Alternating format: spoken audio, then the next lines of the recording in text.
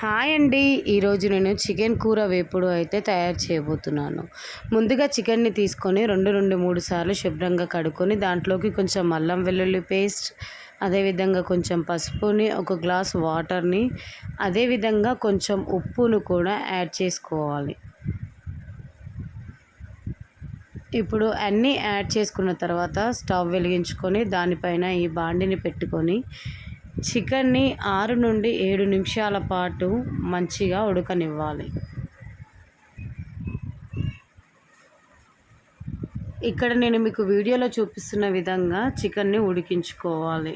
మరీ మెత్తగా కాకుండా, మరీ గట్టిగా కాకుండా ఉడికించుకోవాలి. ఇప్పుడు అలా ఉడికించుకున్న చికెన్ని ఒక జాలి గిన్నెలోకి వేసుకొని వాటర్ అంతా పోయేలాగా ఉంచుకోవాలి.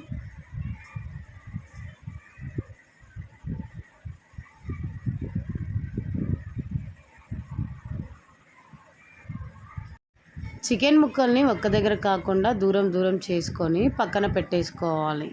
ఇప్పుడు మళ్ళీ స్టవ్ వెలిగించుకొని దానిపైన ఒక కడాయి పెట్టుకొని దాంట్లోకి సరిపడినంత ఆయిల్ని వేసుకోవాలి.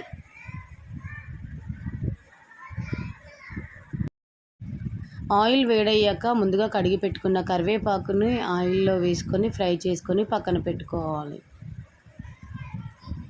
ఇప్పుడు అదే ఆయిల్లోకి ఉల్లిపాయలను కూడా వేసుకోవాలి. ఆ వీడియో స్కిప్ అయిపోయిందండి. మీరు ఉల్లిపాయలని వేసుకొని అవి కొంచెం మగ్గిన తర్వాత 2 స్పూన్ల వరకు అల్లం వెల్లుల్లి పేస్ట్ కూడా వేసుకోవాలి. అది కూడా మంచిగా మగ్గాలి. పచ్చివాసన అంతా పోయే వరకు ఆయిల్ ఇక్కడ నేను వీడియోలో చూపిస్తున్నాను. బ్రౌన్ కలర్ వచ్చే వరకు ఆయిల్లో ఉంచుకోవాలి. ఇప్పుడు మనం ముందుగా ఉడికించి పెట్టుకున్న చికెన్ ముక్కల్ని కూడా వేసుకొని వాటిని కూడా ఆయిల్లో మంచిగా ఫ్రై చేసుకోవాలి. చికెన్ కూర వేపుడుకైతే ఒక సీక్రెట్ అయితే ఉందండి. ఇప్పుడు నేను దానిని మీకు చెప్తాను. ఎండుమిర్చి, వెల్లుల్లి రెబ్బలు, జీలకర్ర, కొంచెం ఉప్పును వేసుకొని దానిని మంచిగా మిక్సీ పట్టుకోవాలి.